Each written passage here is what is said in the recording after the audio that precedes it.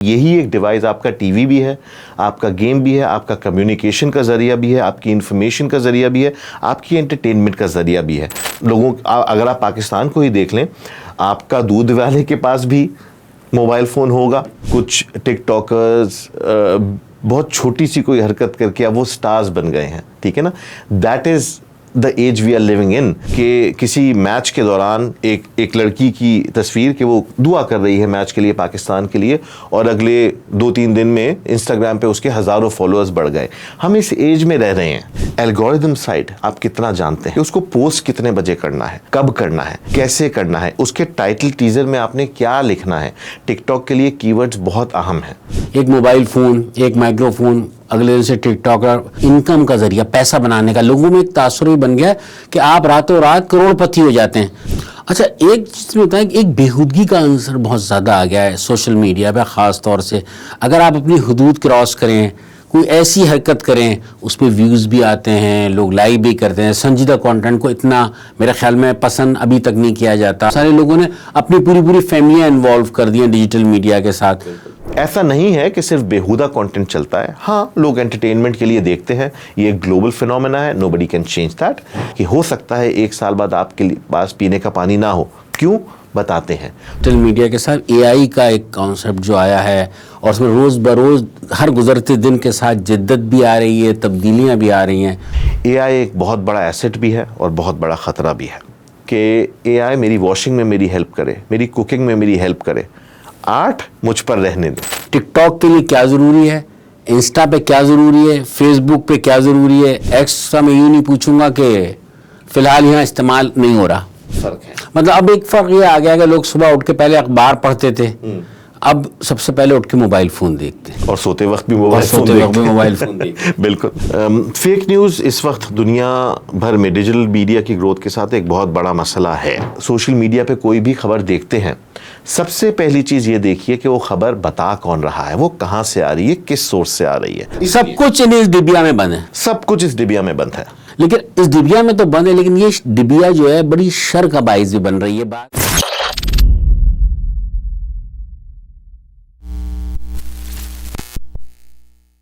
इन दिनों social media बड़ा मौजूद बहस बना हुआ है। बात है कि इस हवाले से कौन से टूल इस्तेमाल करने चाहिए, कौन सी चीज़ों को अपलोड करना चाहिए, कौन सी चीज़ें लाइक करनी चाहिए। ये तमाम चीज़ें जो हैं बड़ी टेक्निकलिटीज़ हैं इस सारे मामले में। और बहुत वैसे तो एक हर कोई आके कहता है कि मैं जो टिकटॉकर हूँ, कोई कहता है मैं पॉडकास्ट करता हूँ, लेकिन इन सारी चीज़ों में कवानीन का अतलाक जिस मुल्क में आप काम कर रहे हैं उसको मद्देनज़र ज़रूर रखना चाहिए। और साथ साथ जो आज के जदीद दौर में जो चीज़ें रूशनास हो रही हैं उनसे भी हम आहंग होना चाहिए। और आपको वक्त के साथ साथ जिस तरह टेक्नोलॉजी आगे बढ़ रही है उन चीज़ों को इस्तेमाल करना भी आना चाहिए और उनके बारे में मालूमात भी होनी चाहिए। हमारे साथ एक यूरोपियन मीडिया से वाबस्ता सहाफ़ी कह लें, ट्रेनर कह लें उन्हें, वो एक्सपर्ट हैं इसमें, और हम उनसे आज बात करेंगे। हमारे पॉडकास्ट में वो मेहमान हैं आसिम सलीम, और उनसे मैं ये दरियाफ्त करूंगा कि आखिर ये सोशल मीडिया का फिनोमेना है क्या, किस तरह इसे लेके आगे चल सकते हैं, जदीद दौर के तकाज़ों से हम आंग कैसे हो सकते हैं और मुश्किलात से कैसे बच सकते हैं। बहुत शुक्रिया आसिम, आपने हमारी पॉडकास्ट के लिए टाइम दिया, हम आपके शुक्रगुजार हैं। स्टूडियो में आप तशरीफ़ लाए।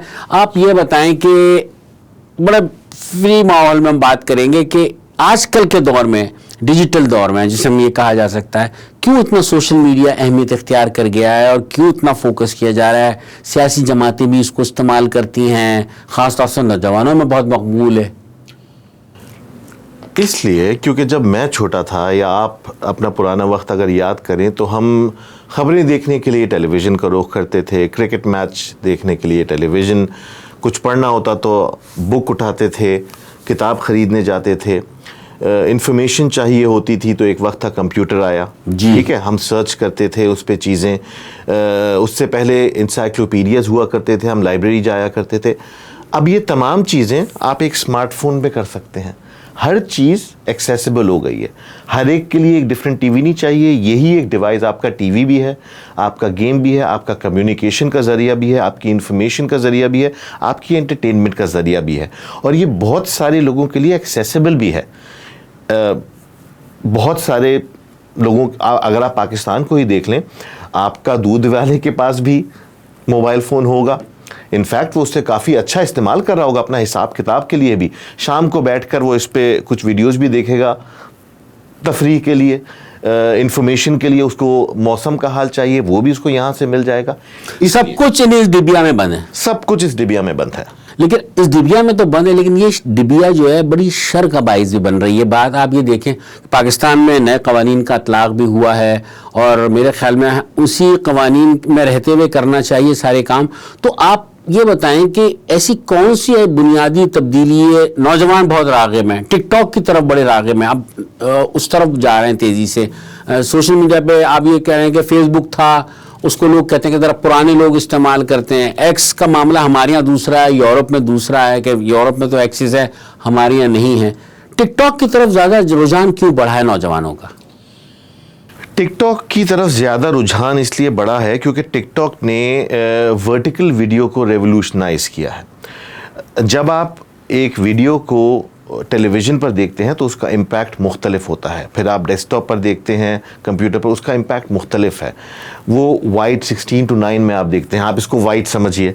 लेकिन जब आप वही वीडियो या कुछ कंटेंट मोबाइल फ़ोन से कंज्यूम करते हैं, आप यूँ देख रहे होते हैं, इट्स वेरी इमर्सिव, उसका इम्पैक्ट जो है वो डिफरेंट है। दूसरी बात यह है कि टिकटॉक शुरू हुआ तो उसकी प्रोफाइल बहुत मुख्तलिफ थी जो आज है उससे। बहुत ज़्यादा एंटरटेनमेंट ड्रिवन कंटेंट था, छोटी छोटी वीडियोस, अटेंशन स्पैन कम होता जा रहा है यंग लोगों का। 5-10 सेकंड में एंटरटेनिंग कंटेंट मिल जाए, चाहे वो डांस चैलेंजेस हो, चाहे वो मीम्स हो, इंफॉर्मेशन तफरीही तरीके से। तो इस तरीके से टिकटॉक बढ़ता गया। मज़ीद अगर आपको पूछना है तो टिकटॉक में एवोल्यूशन भी आई है, क्योंकि अब अगर आप टिकटॉक को देखें तो उस पर बहुत आपको करंट अफेयर्स कंटेंट भी मिलेगा। कंप्लीटली उसकी प्रोफाइल, कंप्लीटली तो मैं नहीं कहूँगा, लेकिन काफ़ी तब्दील हो गई है और इंतहाई मकबूल है ये। सबसे इम्पॉर्टेंट बात यह है कि टिकटॉक अगर आप रीच के हिसाब से देखें या मकबूलियत के हिसाब से, तो अभी भी फेसबुक, यूट्यूब वगैरह सबसे पीछे है, 5वें नंबर पर है। लेकिन टिकटॉक सबसे इम्पॉर्टेंट प्लेटफॉर्म इसलिए है इस वक्त क्योंकि 18 से लेकर 34 साल के नौजवान, ये जो एक एज ग्रुप है, डेमोग्राफिक, ये बहुत इंपॉर्टेंट डेमोग्राफिक है और वो इस पे बहुत ज़्यादा हैं, तेज़ी से जा रहे हैं, ऑलरेडी हैं और अवेलेबल हैं। लेकिन फिर 5वें नंबर पर क्यों है? 5वें नंबर पर इसलिए है क्योंकि टिकटॉक मुसलसल ग्रो कर रहा है। अब उसकी ग्रोथ स्टेडी है। पिछले 2-4 सालों में, स्पेशली पाकिस्तान में देखें तो एक साल में कई मिलियन सब्सक्राइबर्स टिकटॉक के यूज़र्स बढ़े हैं। इम्पॉर्टेंट इसलिए है क्योंकि ये जो डेमोग्राफिक है 18 से लेकर 34 साल, डेवलपिंग इकोनॉमीज़ में इनको एसेट कहा जाता है। क्यों? क्योंकि ये आपकी लेबर फोर्स की बहुत यंग लेबर फोर्स है। ये वो लोग हैं जो अगले 10 साल में आपके यहाँ लीडिंग पोजीशंस पर होंगे, आपकी सियासत में ये होंगे, आपकी कॉर्पोरेट सेक्टर में ये इंपॉर्टेंट पोजीशंस पर होंगे। तो कल की दुनिया ये शेप करेंगे और टिकटॉक इन लोगों को रीच कर रहा है। तो फिर इसका मतलब है कि जब रीशेप होगी दुनिया तो वो टिकटॉक के अंदाज से होगी, इंस्टाग्राम के अंदाज से होगी। जिस तरह का इस वक्त स्टफ़ आ रहा है उसके ऊपर, उससे तो जहनी इस्तिताअत का भी अंदाज़ा होता है, सोच का भी अंदाज़ा होता है। बिल्कुल बिल्कुल। इसमें सिर्फ टिकटॉक नहीं है, डिजिटल मीडिया मैं कहूँगा बहुत तेज़ी, मुकम्मल तौर से अगर आप डिजिटल मीडिया देखें तो बहुत तेज़ी से चीज़ें इस तरफ जा रही हैं। तकरीबन आइंदा कुछ सालों में 90% कंटेंट आपका जो ऑनलाइन शेयर होगा वो वीडियो कंटेंट होगा। अगर आप देखें हाँ, तो थोड़ा सा मैं इस पे भी आपसे पूछना चाहूँगा, वीडियो कंटेंट की तरफ क्यों इतना वो रुझान है? आप ये देखें कि मीडिया हाउसेस भी बहुत सारे उस तरफ जा रहे हैं और फिर टेलीविज़न के मुस्तकबिल के लिए भी आगे चल के बात करेंगे, इसके बारे में ज़रा। वीडियो कंटेंट इसलिए बढ़ रहा है क्योंकि वो इसकी कुछ साइंटिफिक फिगर्स भी हैं कि विजुअल इंफॉर्मेशन रीचेस, मुझे रफली कुछ मुख्तलिफ स्टडीज़ हैं इस पर, 60,000 टाइम्स फास्टर, उसका इम्पैक्ट मुख्तलिफ है। और अगेन वीडियो कंटेंट में भी मैं एम्फेसाइज करूँगा डिजिटल कंटेंट और मोबाइल से कंजम्पशन। इस वक्त 98% स्मार्टफोन से कंजम्पशन होती है डिजिटल कंटेंट की, बहुत कम परसेंटेज है जो डेस्कटॉप से कंज्यूम होती है। जब आप किसी वीडियो को एक स्मार्टफोन से बहुत करीब करके देखते हैं ना, तो उसका इम्पैक्ट आप पर मुख्तलिफ होता है। ये आप इन्वॉल्व होते हैं उसमें, इमर्सिव एक्सपीरियंस है। बिल्कुल उसी तरह से कंटेंट भी शेप हो रहा है। एक फॉर एग्जांपल अगर आप किसी प्रोटैगनिस्ट की स्टोरी देखते हैं, कोई इम्पैक्टफुल स्टोरी है, इमोशनल स्टोरी है, चाहे वो हंसी की कोई चीज़ हो, चाहे वो गमज़दा कर देने वाली कोई चीज़ हो, जब वो इतने करीब से आप देखते हैं ना, तो आपका एक ताल्लुक़ बन जाता है, ठीक है, उस प्रोटैगनिस्ट से। उसका इम्पैक्ट आप पर भी बहुत मुख्तलिफ तरीके से होता है। That's why. इसके अलावा entertainment is a big part of the game. Entertainment अच्छा, एंटरटेनमेंट को इतना फोकस मिलने की, रीच मिलने की, लाइक्स मिलने की, सब्सक्राइबर मिलने की, इसकी वजूहत क्या है? कि मतलब इसमें क्या ऐसी साइंस है कि इस पर ज़्यादा आती है रीच? देखिए, सिर्फ एंटरटेनमेंट नहीं है, एंटरटेनमेंट इज़ बिग। असल में कंटेंट की प्रोफाइल्स होती हैं। आप किसी भी किस्म के कंटेंट को देखते हैं या टू बी एंटरटेन्ड, या फिर टू बी इंस्पायर्ड, या फिर टू बी इन्फॉर्म्ड, ठीक है। इनके कुछ मकासद होते हैं। ज़ाहिर है एंटरटेनमेंट शाम के वक्त उस हिसाब से हर प्लेटफॉर्म के आप देख सकते हैं कि प्राइम टाइम या व्यूअर्स किस वक्त एक्टिव होते हैं, ये आप एनालिटिक्स में देख सकते हैं, हर प्लेटफॉर्म के मुख्तलिफ हैं। छोटा कंटेंट, अटेंशन स्पैन लोगों का वक्त के साथ बहुत कम हो गया है, और जिस एज प्रोफाइल की हम बात कर रहे हैं, यंगर लोग, ये किसी भी चीज़ को ज़्यादा नहीं देखते, ठीक है। बहुत जल्दी से स्क्रॉल कर दिया, तो जाहिर है कि उनको कहानी या स्टोरी या इंफॉर्मेशन या एंटरटेनमेंट मुख्तसर वक्त में बड़ी क्रिस्पी और डायनामिक अंदाज से देनी पड़ती है। मैं इस तरह मिसाल देता हूँ मैं अपनी ट्रेनिंग्स में भी। अगर मैं यहाँ से आपसे जर्मन ज़बान में बात करना शुरू कर लूँ, आपको समझ नहीं आएगी, बिल्कुल। इसी तरह अगर मैं यंगस्टर्स से मुखातिब हूँ, तो मुझे उनके स्टाइल से, उनकी ज़बान में उनसे बात करनी पड़ेगी। अगर मैं बिल्कुल जो लैंग्वेज हमारे यहाँ टेलीविज़न पे यूज़ होती थी या अखबार में, वो लैंग्वेज डिजिटल मीडियम्स पे नहीं चलती, क्योंकि लोगों को वो लैंग्वेज अट्रैक्ट नहीं करती जो उनके कंज्यूमर, जो उनके यूज़र हैं, इसलिए। अच्छा, बतौर ट्रेनर मैं आपसे पूछूंगा कि आप दुनिया के मुख्तलिफ ममालिक में ट्रेनिंग देने के लिए जाते रहे हैं, सोशल मीडिया के हवाले से, डिजिटल मीडिया के हवाले से ख़ास तौर से आप क्या सजेस्ट करेंगे? अगर कोई एक नया कोई डिजिटल चैनल लेकर आया, वो या कोई व्लॉगर या कोई टिकटॉकर, इस तरह के लोग जो आते हैं, तो क्या सजेस्ट करेंगे? अगर मैं आपसे पूछूं 1 2 3 4। सबसे पहले किसी भी और चीज़ की तरह आपको अगर इसको बिज़नेस की तरह लेना है, तो आपको पेपर पे बैठ के इसका प्लान बनाना होगा, और आपको उस प्लेटफॉर्म को स्टडी करना पड़ेगा। आपको ये देखना पड़ेगा कि आप किन लोगों को टारगेट कर रहे हैं, आपकी टारगेट मार्केट डिफ़ाइन करनी पड़ेगी आपको।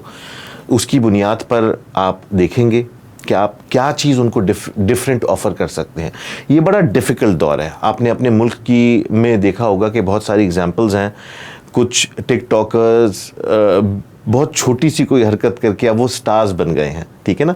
That is the age we are living in. Something unusual, कोई छोटी सी आपने बहुत अनयूजुअल सी चीज़ कर दी, सडनली आप एक सेंसेशन बन गए। पिछले दिनों एक खबर वायरल हो रही थी पाकिस्तान में, मैंने देखा, आई डोंट नो कि वो ऑथेंटिक है या नहीं, कि किसी मैच के दौरान एक लड़की की तस्वीर कि वो दुआ कर रही है मैच के लिए, पाकिस्तान के लिए, और अगले 2-3 दिन में इंस्टाग्राम पे उसके हज़ारों फॉलोअर्स बढ़ गए। हम इस एज में रह रहे हैं। अच्छा, एट द सेम टाइम आपके सवाल की तरफ वापस आते हैं। जब इदारे, ब्रॉडकास्ट नशरियाती इदारे इस तरफ आते हैं, या इंडिविजुअल्स भी, अगर उनको वाकई में इसको सीरियस लेना है, तो उनको प्लेटफॉर्म की, एनालिटिक्स की, उसके एल्गोरिदम की समझ होनी चाहिए। अच्छा, ये बताइए कि अगर कोई नया आदमी शुरू कर रहा है कि वो इंस्टा पे किस तरह से आए, टिकटॉकर किस तरह से बने, व्लॉगर किस तरह से आए, क्योंकि आप एक ट्रेनर भी हैं और दुनिया के मुख्तलिफ ममालिक में आप तरबियत देने के लिए जाते रहे हैं। पाकिस्तान का मिजाज ज़रा मुख्तलिफ है, तो क्या सजेस्ट करेंगे आप एक नए आदमी के लिए जो डिजिटल मीडिया की तरफ आ रहा हो? सबसे पहले एक पेपर लीजिए, एक पेन लीजिए, और जो भी आप करना चाहते हैं अपने ख्यालात उसको लिखिए। फिर आपको स्टडी करनी पड़ेगी मार्केट, आप किन्हें टारगेट करना चाहते हैं, आप क्या चीज़ करना चाहते हैं, कौन सा प्लेटफॉर्म बेहतर रहेगा उस किस्म के कंटेंट के लिए। फिर एक बहुत अहम चीज़ हो गई है कि एक एस्पेक्ट होता है कि प्रोडक्शन, कि आपने अपनी स्टोरी टेलिंग को, आपने अपने प्रोडक्शन स्टाइल को जिन लोगों को रीच करना है उनके लिए ऑप्टिमाइज़ किया। ये एक एस्पेक्ट है। आपने कमाल की कहानी बनानी हो, कमाल की एक वीडियो बनाई हो, वो नहीं चलेगी।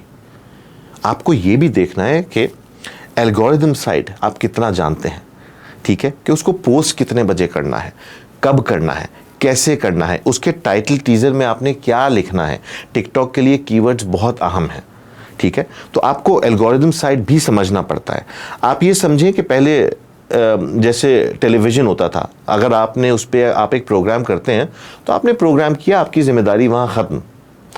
अब ये नहीं है, आपने उसको डिज़ाइन भी खुद करना है, आपने उसको मार्केट भी खुद करना है। You have to ensure yourself कि वो आप जिन लोगों के लिए बना रहे हैं उन तक पहुँचे, चाहे वो आपका सिर्फ नंबर्स के लिए हो, रीच के लिए हो, या आपका मकसद फाइनेंशियल हो। अच्छा, एक चीज़ अब बहुत हो गई है, पहले था अखबार चैनल तो एक महंगा, सेटेलाइट चैनल लाना तो एक महंगा सौदा था। इसमें तो ये कि एक मोबाइल फ़ोन, एक माइक्रोफोन, अगले दिन से टिकटॉकर। लेकिन ये कहाँ से होता है इनकम का ज़रिया, पैसा बनाने का? लोगों में एक तासुर भी बन गया है कि आप रातों रात करोड़पति हो जाते हैं। क्या ऐसा वाकई है या ये एक धोखा है? खासी मेहनत, एक साइंस है ये भी पूरी? पैसे आप बिल्कुल बना सकते हैं सोशल मीडिया प्लेटफॉर्म से, बिकॉज वंस आपके यूट्यूब पर या टिकटॉक पर आपके व्यूज़ एक सर्टन अमाउंट क्रॉस करें, वो कैटेगरीज मुख्तलिफ हैं, तो आपको कुछ हद तक पैसे मिलते हैं प्लेटफॉर्म से। हाँ, प्लेटफॉर्म आपको रातों रात करोड़पति नहीं बनाता, ये मिसकंसेप्शन है। होता ये है कि वंस, मिसाल के तौर पर आपकी एक वीडियो 2 मिलियन चली गई तो आपको यूट्यूब से एक महदूद अमाउंट मिल जाएगा। अगेन, उसको भी समझने की ज़रूरत है कि आपने अपनी अकाउंट की प्रोफाइल क्या रखी हुई है, आपको बिजनेस प्रोफाइल बनानी है, यही टिकटॉक के साथ है। अच्छा, इसमें भी कुछ रिस्ट्रिक्शंस हैं। I heard from some people, I am not sure, लेकिन पाकिस्तान में मेरे ख्याल आई थिंक वो फाइनेंशियल वो अवेलेबल नहीं है, but I am not sure about it. Platforms आपको कुछ पैसे देते हैं once you reach a certain number of views. ज़्यादा पैसे बनते हैं पार्टनरशिप से, स्पॉन्सर्स से, क्योंकि जब आप इतने बड़े हो जाते हैं कि आपके फॉलोअर्स कुछ मिलियंस क्रॉस कर गए, फॉलोअर्स की बुनियाद पर ही पार्टनर मिलता है। फॉलोअर्स की बुनियाद पे आपको पार्टनर्स मिलते हैं, स्पॉन्सर्स मिलते हैं। फिर आप अगर आप इन्फ्लुएंसर्स को देखो तो उनको इवेंट्स पे बुलाया जाता है, ठीक है ना। इस तरीके से उनके पैसे ज़्यादा बनते हैं। प्लेटफॉर्म से कमाई होती है, लेकिन वो बहुत बड़ी तादाद नहीं होती। ज़्यादा पैसे आपके इन चीज़ों से बनते हैं। फिर अच्छा, एक चीज़ में होता है कि एक बेहूदगी का आंसर बहुत ज़्यादा आ गया है सोशल मीडिया पे, ख़ास तौर से अगर आप अपनी हुदूद क्रॉस करें, कोई ऐसी हरकत करें, उस पर व्यूज़ भी आते हैं, लोग लाइक भी करते हैं। संजीदा कंटेंट को इतना मेरे ख्याल में पसंद अभी तक नहीं किया जाता और उसमें दिलचस्पी भी लोग नहीं लेते। ऐसी चीज़ें बहुत लेते हैं। बहुत सारे लोगों ने अपनी पूरी फैमिलियाँ इन्वॉल्व कर दी हैं डिजिटल मीडिया के साथ। तो क्या ये दुरुस्त है? एक ट्रेनर की हैसियत से मैं आपसे पूछूंगा, ये आप क्या सजेस्ट करेंगे? आप मुख्तलिफ इदारों को भी तरबियत देते रहे हैं, क्या गाइडलाइन?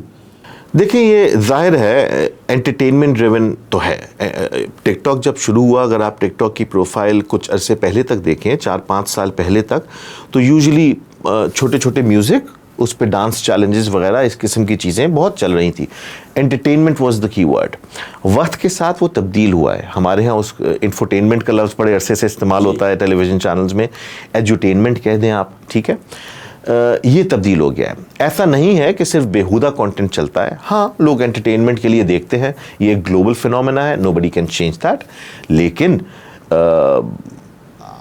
अमेरिका में हुआ ये कि कुछ अरसे पहले तक, this is around the Covid time, बहुत सारे लोगों ने न्यूज़ सर्च करने के लिए, ट्रेंडिंग चीज़ें सर्च करने के लिए ना टिकटॉक का इस्तेमाल किया।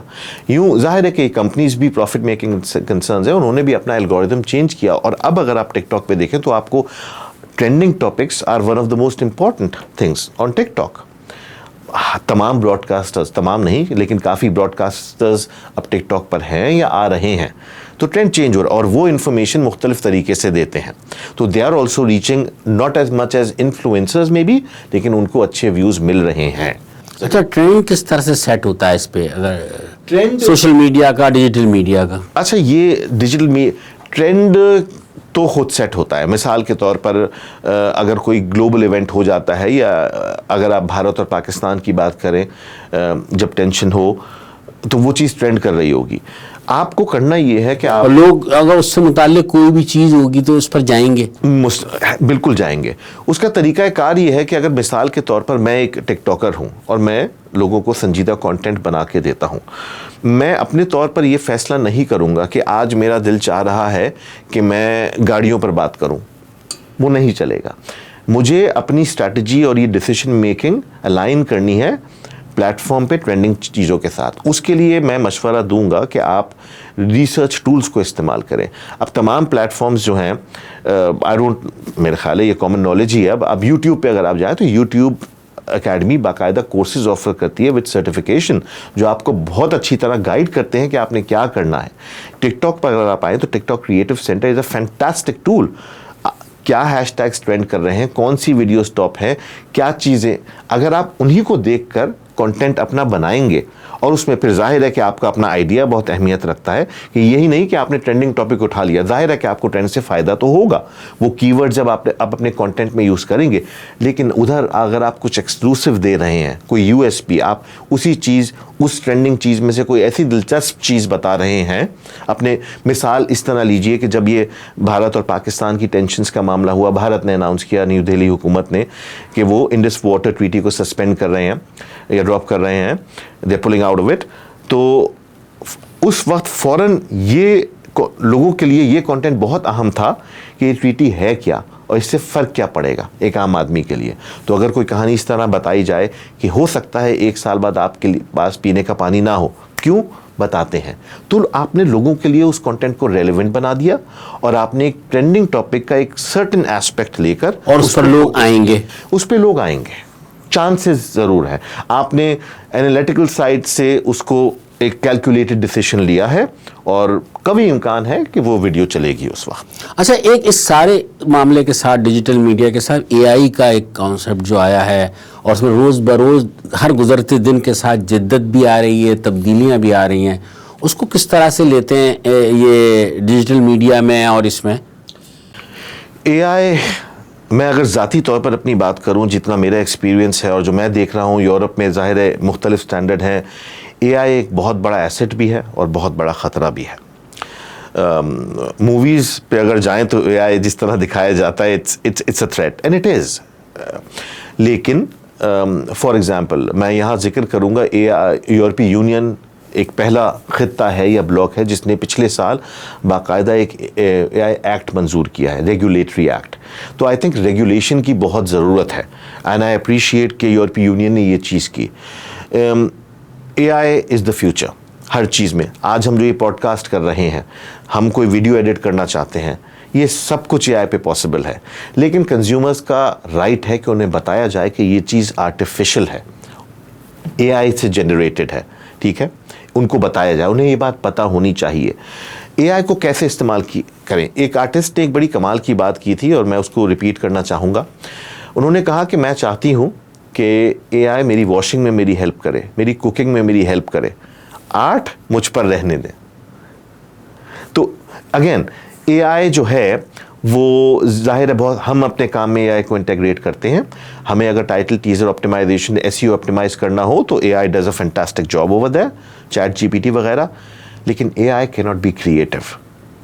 ये हम कह सकते हैं कि इंसान का निमुल बदल नहीं है, या लोग जिस तरह कुछ चीज़ों में था कि एक जॉब मार्केट में ख़ास तौर से ये एक लोगों में परेशानी थी कि बहुत जल्दी जगह ले लेगी एआई, जो है ले लेगी, और इंसान और बहुत सारी जॉब्स के लिए एआई वाकई ख़तरा है, क्योंकि बहुत सारे टास्क बहुत एफिशिएंटली, ठीक है, एआई कर सकती है।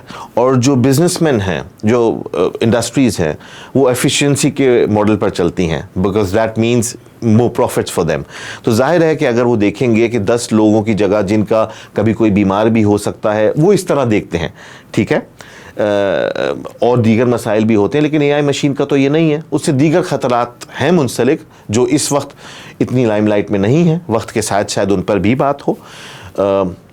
तो ये मैं कहना चाहूँगा। तो बहुत सारी ऐसी जॉब्स हैं जिनको ज़रूर थ्रेट्स हैं, लेकिन ह्यूमन बहुत सारी ऐसी भी चीज़ें हैं जहाँ इंसानों का मुतबादिल नहीं हो सकता। अच्छा, एज ए एक्सपर्ट मैं आपसे ये पूछूं कि अगर आप इंस्टाग्राम, फेसबुक, एक्स, टिकटॉक और मुमकिन है कि आने वाले दिनों में कुछ और भी ऐसे टूल्स आ जाएं या ऐसी और भी साइट्स आ जाएं कि जिन्हें लोग इस्तेमाल कर रहे हों, तो आप क्या इन सब चीज़ों का इस्तेमाल जो लोग कर रहे हैं उनके लिए क्या एक सजेशन, एक मैसेज देंगे कि कामयाबी से कानून के दायरे में रहते हुए वो उस पर अमल दरामद करें? और पैरामीटर हर मुल्क में होते हैं। एक चीज़ ये भी समझें कि जितने भी प्लेटफॉर्म्स हैं ना, हर प्लेटफॉर्म का प्रोफाइल थोड़ी सी मुख्तलिफ है, उस पर स्टोरी टेलिंग तो तरीक़ेकार भी मुख्तलिफ है और उसकी ऑडियंस भी मुख्तलिफ है। तो वो आप हमारे व्यूअर के लिए बताएं, मतलब ये कि टिकटॉक के लिए क्या ज़रूरी है, इंस्टा पे क्या ज़रूरी है, फेसबुक पे क्या ज़रूरी है, एक्स का मैं यूँ नहीं पूछूंगा कि फ़िलहाल यहाँ इस्तेमाल नहीं हो रहा। मैं ब्रॉडली अगर आपको बताऊं, हम वीडियो कंटेंट क्रिएशन में हैं तो यूट्यूब, जाहिर है कि यूट्यूब, अगर आप ट्रेडिशनल यूट्यूब की बात करें तो वो वाइड वीडियो फॉर्मेट है, लॉन्गर लेंथ वीडियोस, उसमें protagonist driven stories with a hook वो चलती हैं। इंस्टाग्राम पे आपको थोड़ा सा क्लीनर कंटेंट, ट्यूटोरियल्स, इस किस्म की चीज़ें, इंस्पिरेशनल स्टोरीज, पर्सनल स्टोरीज चलती हैं।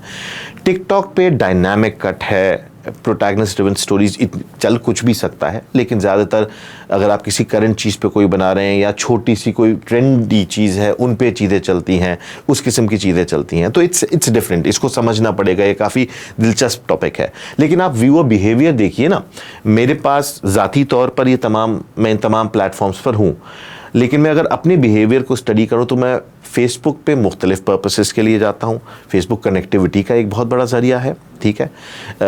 इंफॉर्मेशन, मेरे पास लिंक्स अक्सर आते हैं। आप देखें ना, अगर आपने सुबह में कोई ख़बर, आपको पता हो कि मुझे इस खबर की फ़ौरन अपडेट चाहिए, तो बहुत कम लोग डायरेक्ट वेबसाइट्स को रीच करते हैं। अब प्लेटफॉर्म्स के थ्रू चीज़ें उनके पास आ रही होती हैं, मेरी फीड में एट्सेट्रा, और that's how you access news and information as well.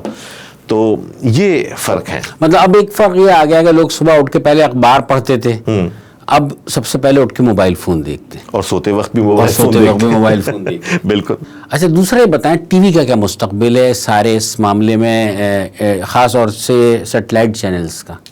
बहुत सारे लोग ये बात भी करते हैं कि टीवी का कोई मुस्तकबिल नहीं है, जो मेरे ख्याल में गलत है। ब्रॉडकास्ट एक इंडस्ट्री है दुनिया भर में, और वो ऐसे ही रिप्लेस नहीं हो सकती, और बहुत सारी चीज़ों के लिए ब्रॉडकास्ट इज़ द मीडियम। एक बात मैं आपको अभी भी बता देता हूँ, वो ये है कि डिजिटल मीडिया की ग्रोथ के साथ एक बहुत बड़ा आंसर जो है वो है, जो बढ़ा है वो है फेक न्यूज़ का और ट्रस्ट का। अच्छा, इस सारे मामले में डिजिटल मीडिया के साथ साथ जुड़ी हुई दो चीज़ें हैं। एक तो ये है कि फेक न्यूज़, और फिर ये ट्रस्ट।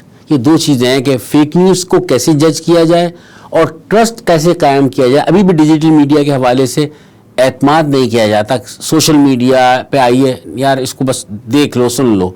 तो ये बताएं फेक न्यूज़ के हवाले से ख़ास तौर से। फेक न्यूज़ इस वक्त दुनिया भर में डिजिटल मीडिया की ग्रोथ के साथ एक बहुत बड़ा मसला है। देखिए, ट्रेडिशनल ब्रॉडकास्ट की अगर आप बात करें, टेलीविज़न पर अगर कोई रिपोर्ट चलती थी, अखबार में कोई ख़बर छपती थी, कोई रिपोर्ट, तो रिपोर्टर बाकायदा तहकीक करता था, सोर्सेस देखता था, अपनी वेरीफाई करता था, वो इन्फॉर्मेशन पढ़ता था, एक्सेस करता था। लेकिन आपको क्या पता कि जो टिकटॉकर बैठा हुआ है, आपको कोई बात क्लेम कर रहा है, वो सच है या झूठ है? आपके पास वेरीफाई करने का क्या तरीका है? तो एक बॉन्ड था, एक ट्रस्ट था ब्रॉडकास्ट के ऊपर कि न्यूज़ एंकर कोई बात कर रहा है या कोई एनालिस्ट, तो आप उस पर एतबार करते थे। डिजिटल मीडिया की ग्रोथ के साथ ना, ये जाहिर है कि स्पेशली अगर आप इन्फ्लुएंसर्स को देखें तो वो जो बात कर रहे हैं वो लाखों लोगों तक रीच करती हैं। एक आम आदमी सोर्सेज और ऑथेंटिसिटी समझने की सलाहियत हमेशा नहीं रखता। मैं सजेशन ये दूंगा, अगर आप सोशल मीडिया पे कोई भी खबर देखते हैं, सबसे पहली चीज़ ये देखिए कि वो खबर बता कौन रहा है, वो कहाँ से आ रही है, किस सोर्स से आ रही है। अगर कि वो कोई रिलायबल सोर्स है, ठीक है, तो आप उसको मान सकते हैं। मगर सोशल मीडिया पे देखने में आया कि रिलायबल लोगों की खबरें भी बाउंस हुई हैं। ऐसा हो सकता है, ये उनकी गलती थी, लेकिन मैं उसके अगले स्टेप पे आता हूँ ना। फिर आप ये देखिए कि क्या, चाहे वो एक रिलायबल सोर्स से आपको मिल गई, क्या दीगर सोर्सेज, दीगर बड़े इदारे भी उस चीज़ को रिपोर्ट कर रहे हैं? अगर 2-3 बड़े इदारे उस चीज़ को रिपोर्ट कर रहे हैं, that means you can trust. ये बुनियादी बात है। तो अगर आप सिर्फ एक चीज़ अपने, एक आम आदमी के लिए बहुत सारे टूल्स भी अवेलेबल हैं। हाँ, इस पे खास तौर से कि यूरोप में बड़े इस्तेमाल होते हैं वो टूल्स, और बड़ी तस्दीक के बाद डिजिटल मीडिया पे भी, सोशल मीडिया पे भी खबरें जाती हैं। तो क्या वो हम पाकिस्तान में उसको फॉलो कर सकते हैं उन चीज़ों को? अभी तक इस किस्म के टूल्स का ज़्यादातर इस्तेमाल और एक्सेस जो है वो ब्रॉडकास्ट इदारे तो करते हैं। मिसाल के तौर पर आप किसी भी बड़े इदारे को लें, इंटरनेशनल इदारे को, तो उनके बिल्कुल उनके जो टिकटॉक और social media account, digital accounts भी हैं, उन पे भी कोई भी चीज़ अगर आती है तो वो एक फैक्ट चेक मरहले से गुजरती है, जिसमें टूल्स का इस्तेमाल होता है कि कोई पिक्चर है वो ओरिजिनल है या नहीं, इसको वेरीफाई करने के लिए बहुत सारी चीज़ें मौजूद हैं। लेकिन आम आदमी, चाहे यूरोप हो चाहे पाकिस्तान हो, आम आदमी तक यकीन करता है उस चीज़ को। अभी तक रसाई उन टूल्स तक नहीं है, और वो उस चीज़ को देख के उसका यकीन भी करता है। वो जाहिर है उस चीज़ का देख के एक यकीन भी रखता है। इसीलिए मेरी सजेशन एक आम आदमी के लिए ये है, सबसे पहली चीज़ अगर आप ये आदत बना लें कि जो भी चीज़ आपको स्ट्राइक कर रही है कि यार ये एक बहुत बड़ा क्लेम है, आप पहले ये देखें वो आपके पास किस ज़रिए से आ रही है। सोर्स देखें, रिलायबल सोर्स है, फिर भी उसको सर्च करके एक दो और जगह से देखें क्या दीगर बड़े इदारे भी इसी चीज़ को रिपोर्ट कर रहे हैं और ऐसे ही कर रहे हैं, फिर आप उस पर एतबार कर सकते हैं, वरना मामला कुछ गड़बड़ है।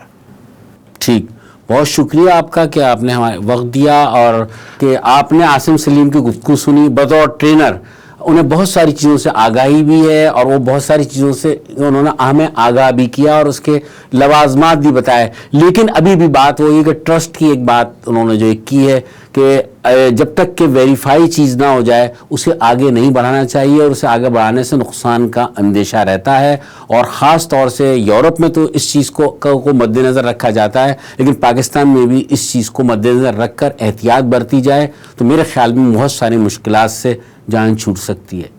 बहुत शुक्रिया आपका। शुक्रिया।